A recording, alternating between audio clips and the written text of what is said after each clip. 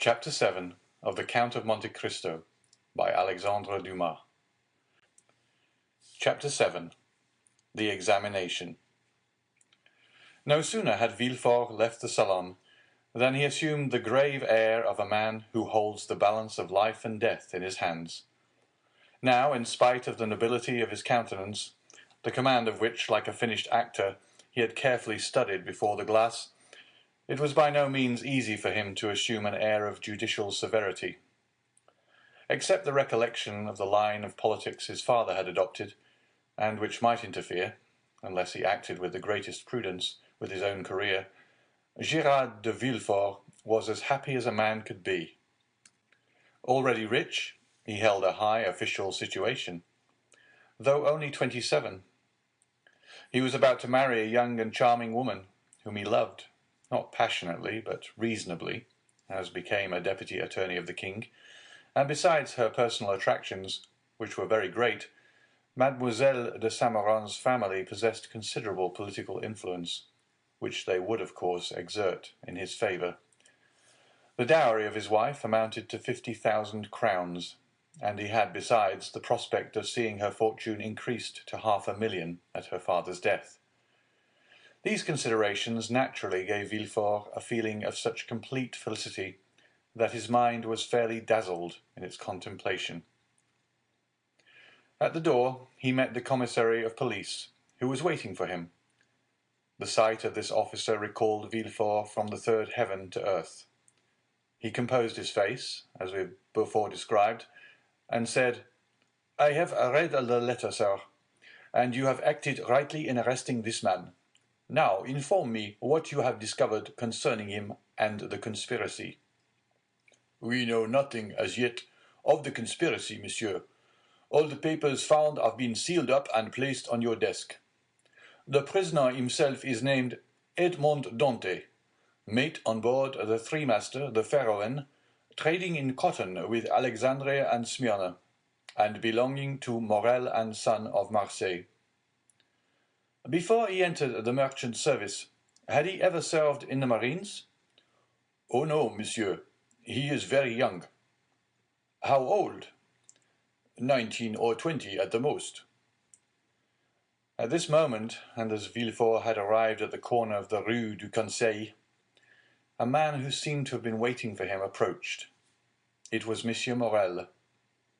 "Ah, Monsieur de Villefort," cried he, "I am delighted to see you. Some of your people have committed the strangest mistake. They have just arrested Edmond Dantès, mate of my vessel." "I know it, monsieur," replied Villefort, "and I am now going to examine him." "Oh," said Morel, carried away by his friendship, "you do not know him, and I do. He is the most estimable, the most trustworthy creature in the world, and I will venture to say there is not a better seaman in all the merchant service. Oh, Monsieur de Villefort, I beseech your indulgence for him." Villefort, as we have seen, belonged to the aristocratic party at Marseille, Morel to the plebeian. The first was a royalist, the other suspected of Bonapartism. Villefort looked disdainfully at Morel and replied, "You are aware, monsieur, that a man may be estimable and trustworthy in private life, and the best seaman in the merchant service, and yet be, politically speaking, a great criminal. Is it not true?"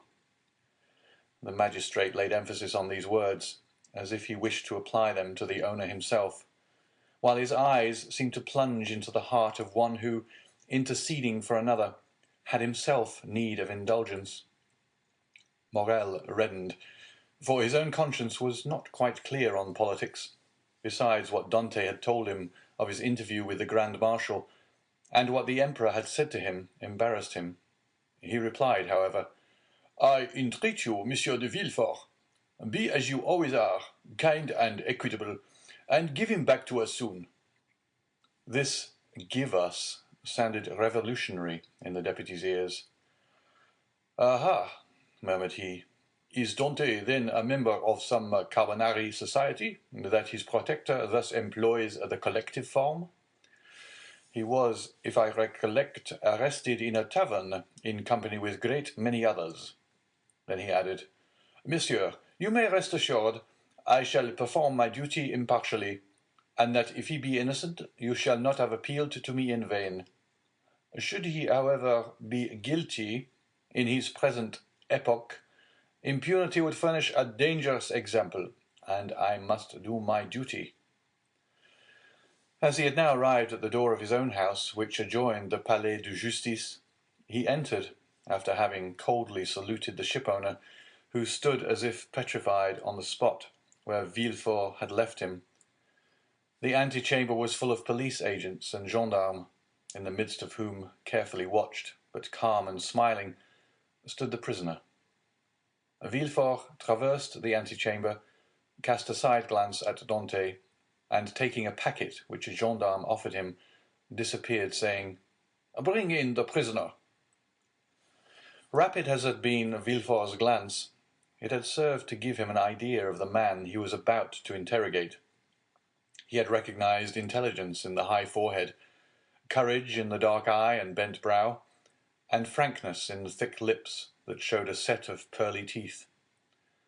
Villefort's first impression was favorable, but he had been so often warned to mistrust first impulses that he applied the maxim to the impression, forgetting the difference between the two words. He stifled therefore the feelings of compassion that were rising, composed his features, and sat down, grim and sombre, at his desk. An instant after Dantès entered, he was pale but calm and collected, and saluting his judge with easy politeness, looked round for a seat, as if he had been in M. Morrel's salon.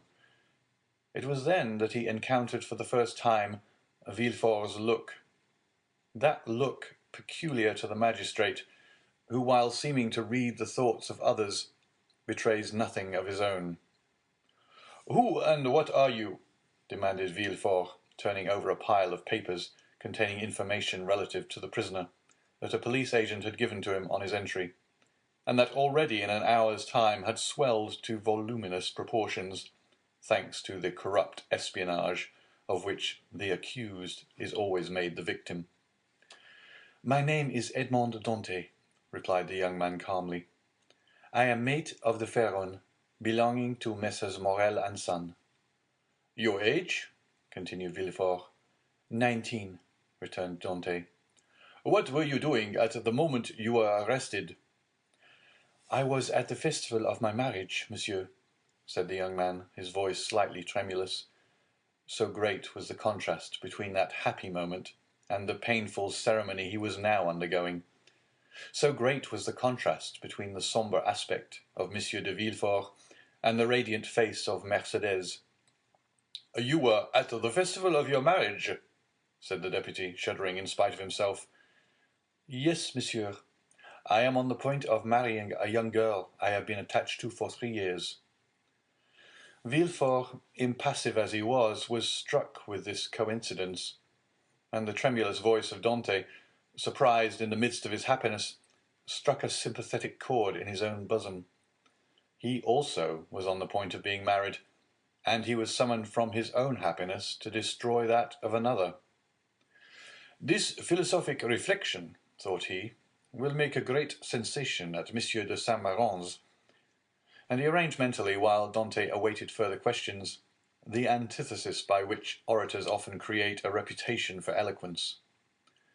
When this speech was arranged, Villefort turned to Dantès. "Go on, sir," said he. "What would you have me say?" "Give all the information in your power." "Tell me on which point you desire information, and I will tell you all I know. Only," he added with a smile, "I warn you, I know very little." "Have you served under the usurper?" "I was about to be mustered into the Royal Marines when he fell."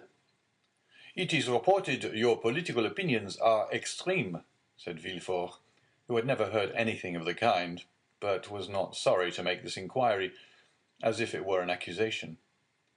"My political opinions?" replied Dantès. "Alas, sir, I never had any opinions. I am hardly 19. I know nothing. I have no part to play. If I obtain the situation I desire, I shall owe it to Monsieur Morel. Thus all my opinions, I will not say it public, but private, are confined to these three sentiments. I love my father, I respect Monsieur Morel, and I adore Mercedes. This, sir, is all I can tell you, and you see how uninteresting it is. As Dante spoke, Villefort gazed at his ingenuous and open countenance, and recollected the words of Renée, who, without knowing who the culprit was, had besought his indulgence for him. With the deputy's knowledge of crime and criminals, every word the young man uttered convinced him more and more of his innocence. This lad, for he was scarcely a man, simple, natural, eloquent with that eloquence of the heart never found when sought for, full of affection for everybody because he was happy and because happiness renders even the wicked good, extended his affection even to his judge, spite of Villefort's severe look and stern accent. Dante seemed full of kindness. "Pardieu," said Villefort, "he is a noble fellow. I hope I shall gain Renée's favour easily by obeying the first command she ever imposed on me. I shall have at least a pressure of the hand in public, and a sweet kiss in private." Full of this idea, Villefort's face became so joyous that when he turned to Dante, the latter, who had watched the change on his physiognomy, was smiling also. "Sir," said Villefort, "have you any enemies, at least, that you know?" "I have enemies?" replied Dante. "My position is not sufficiently elevated for that. As for my disposition, that is, perhaps, somewhat too hasty. But I have striven to repress it. I have had 10 or 12 sailors under me, and if you question them, they will tell you that they love and respect me, not as a father, for I am too young, but as an elder brother." "But you may have excited jealousy. You are about to become captain at 19, an elevated post. You are about to marry a pretty girl who loves you, and these two pieces of good fortune may have excited the envy of someone." "You are right. You know men better than I do, and what you say may possibly be the case, I confess. But if such persons are among my acquaintances, I prefer not to know it, because then I should be forced to hate them." "You are wrong. You should always strive to see clearly around you. You seem a worthy young man. I will depart from the strict line of my duty to aid you in discovering the author of this accusation. Here is the paper. Do you know the writing?" As he spoke, Villefort drew the letter from his pocket, and presented it to Dante. Dante read it. A cloud passed over his brow as he said, "No, monsieur, I do not know the writing, and yet it is tolerably plain. Whoever did it writes well. I am very fortunate," added he, looking gratefully at Villefort, "to be examined by such a man as you, for this envious person is a real enemy." And by the rapid glance that the young man's eyes shot forth, Villefort saw how much energy lay hid beneath his mildness. "Now," said the deputy, "answer me frankly, not as a prisoner to a judge, but as one man to another who takes an interest in him. What truth is there in the accusation contained in this anonymous letter?" And Villefort threw disdainfully on his desk the letter Dante had just given back to him. "None at all. I will tell you the real facts. I swear by my honor as a sailor, by my love for Mercedes, by the life of my father." "Speak, monsieur," said Villefort. Then internally, "If Renée could see me, I hope she would be satisfied, and would no longer call me a decapitator." "Well, when we quitted Naples, Captain Leclerc was attacked with a brain fever. As we had no doctor on board, and he was so anxious to arrive at Elba that he would not touch at any other port, his disorder rose to such a height that at the end of the 3rd day, feeling he was dying, he called me to him. "My dear Dante," said he, "swear to perform what I am going to tell you. for it is a matter of the deepest importance." "I swear, Captain," replied I. "Well, as after my death, the command devolves on you as mate, assume the command and bear up for the island of Elba. Disembark at Porto Ferraio, ask for the Grand Marshal. Give him this letter. Perhaps they will give you another letter and charge you with a commission. You will accomplish what I was to have done, and derive all the honor and profit from it." "I will do it, Captain, but perhaps I shall not be admitted to the Grand Marshal's presence as easily as you expect." "Here is a ring that will obtain audience of him, and remove every difficulty," said the captain. At these words he gave me a ring. It was time. 2 hours after he was delirious, the next day, he died. "And what did you do then?" "What I ought to have done, and what everyone would have done in my place. Everywhere the last requests of a dying man are sacred, but with a sailor the last requests of his superior are commands. I sailed for the island of Elba, where I arrived the next day. I ordered everybody to remain on board and went on shore alone.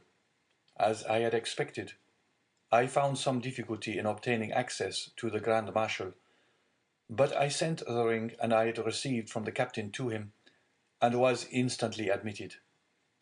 He questioned me concerning Captain Leclerc's death, and, as the latter had told me, gave me a letter to carry on to a person in Paris. I undertook it because it was what my captain had bade me do. I landed here, regulated the affairs of the vessel, and hastened to visit my affianced bride, whom I found more lovely than ever. Thanks to Monsieur Morel, all the forms were got over. In a word, I was told, as I told you at my marriage feast, and I should have been married in an hour, and tomorrow I intended to start for Paris, had I not been arrested on this charge, which you as well as I now see to be unjust." "Ah," said Villefort, "this seems to be the truth. If you have been culpable, it was imprudence, and this imprudence was in obedience to the orders of your captain. Give up this letter you have brought from Elba, and pass your word you will appear should be required, and go and rejoin your friends." "I am free then, sir?" cried Dante joyfully. "Yes, but first give me this letter." "You have it already, for it was taken from me, with some others which I see in that packet." "Stop a moment," said the deputy, as Dante took his hat and gloves. "To whom is it addressed?" "To Monsieur Noirtier, Rue Coqueron, Paris." Had a thunderbolt fallen into the room, Villefort could not have been more stupefied. He sank into his seat and hastily, turning over the packet, drew forth the fatal letter, at which he glanced with an expression of terror. "Monsieur Noirtier, Rue Coqueron, numéro 13, murmured he, growing still paler. "Yes," said Dante. "Do you know him?" "No," replied Villefort. "A faithful servant of the king does not know conspirators." "It is a conspiracy, then?" asked Dante, who, after believing himself free, now began to feel a tenfold alarm. "I have, however, already told you, sir, I was entirely ignorant of the contents of the letter."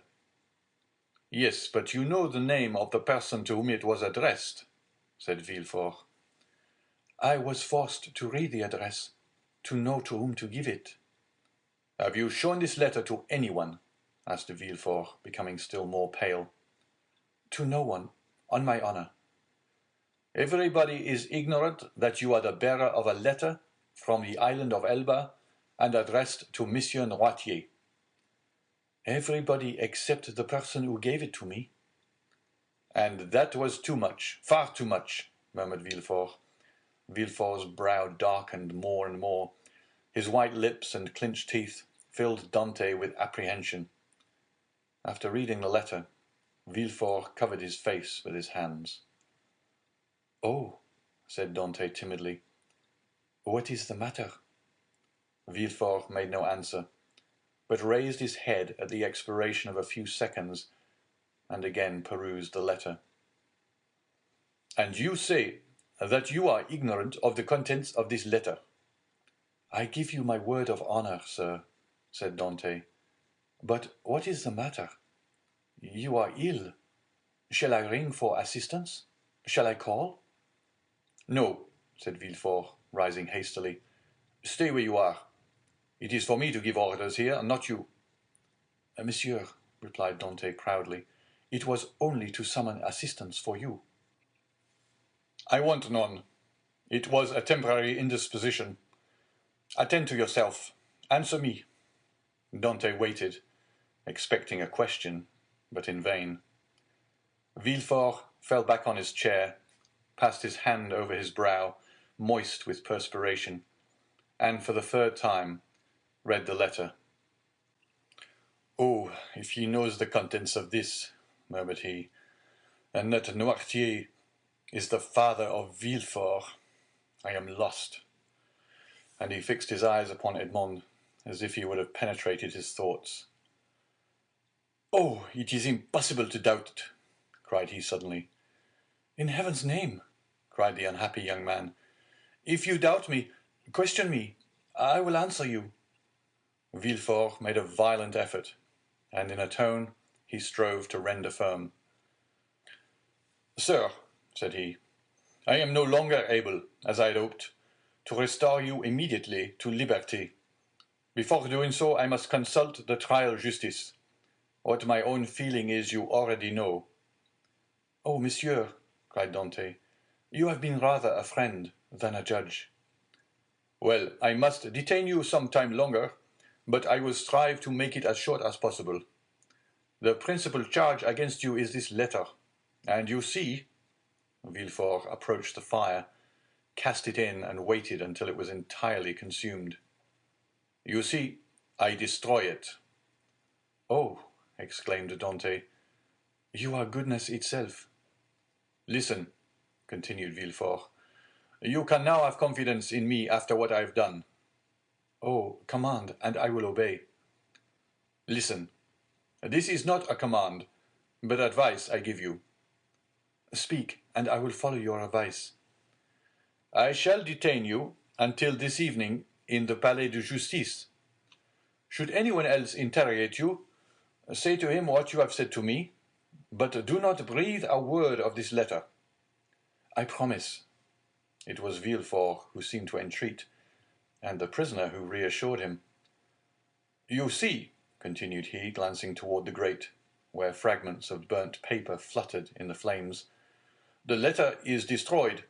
You and I alone know of its existence. Should you therefore be questioned, deny all knowledge of it. Deny it boldly, and you are saved." "Be satisfied, I will deny it." "It was the only letter you had?" "It was." "Swear it." "I swear it." Villefort rang. A police agent entered. Villefort whispered some words in his ear, to which the officer replied by a motion of his head. "Follow him," said Villefort to Dante. Dante saluted Villefort and retired. Hardly had the door closed when Villefort threw himself, half fainting, into a chair.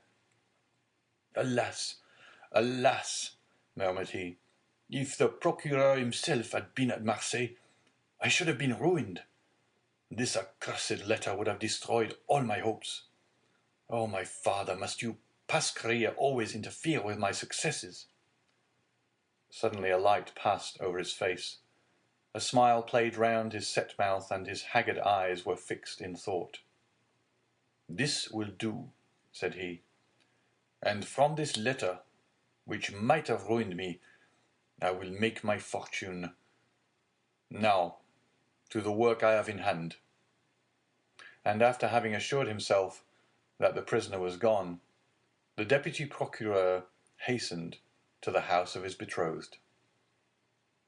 End of chapter 7.